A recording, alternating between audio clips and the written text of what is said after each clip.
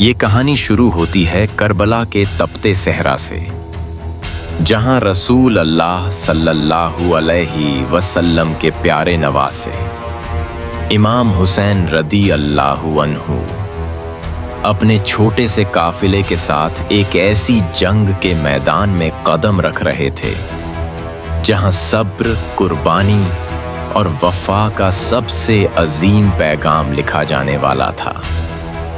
एक ऐसी दास्तां जो सदियों के बाद भी हमारे दिलों को रो रो कर याद दिलाती रही।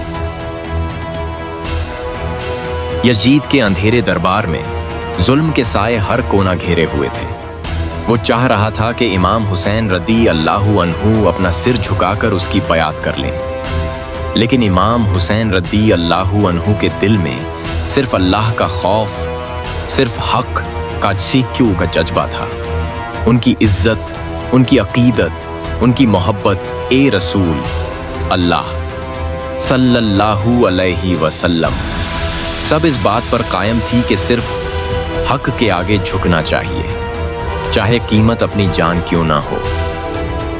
जब इमाम हुसैन रदी अल्लाहु अन्हु अपनी पाक अहले बैत के साथ मदीना छोड़कर रवाना हुए तो हर आंख नम थी। दिल में सब्र के साथ एक गहरी उदासी थी, जैसे कि सब जानते थे कि यह सफर वापसी का नहीं होगा।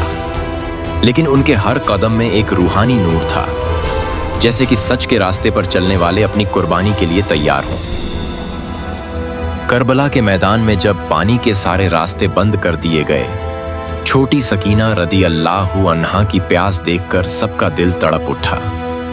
तपती धरती पर एक छोटी सी प्यारी बच्ची अपने मासूम लबों पर सिर्फ एक बूंद पानी की आस लिए हुए थी, मगर इमाम हुसैन रदी अल्लाहु अन्हु सब्र का पैकर बनकर सबको तसल्ली दे रहे थे। यह सब्र, यह हिम्मत सिर्फ अल्लाह के भरोसे पर थी। फिर 10 मुहर्रम की सुबह उतर आई। एक एक करके अहले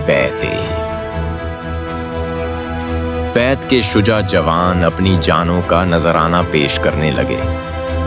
अली अकबर रदी अल्लाहु अन्हु, कासिम रदी अल्लाहु अन्हु सबने हक के रास्ते पर अपनी जवानी लुटा दी। और जब छोटे अली असगर रदी अल्लाहु अन्हु का मासूम लहू बहने लगा तो करबला की रेत भी रो पड़ी। यह कुर्बानी सिर्फ कुर्बानी नहीं थी, यह एक पैगाम था कि हक के आगे सिर्फ सिर कट सकता है। जब सब शहीद हो चुके थे, सिर्फ इमाम हुसैन रदी अल्लाहु अन्हु अकेले रह गए। तपती रेत पर जख्मों से चूर चूर जिस्म के साथ उन्होंने अपना आखिरी सजदा अदा किया। एक ऐसा सजदा जिसकी गहराई को जुबान से बयां करना मुमकिन नहीं है।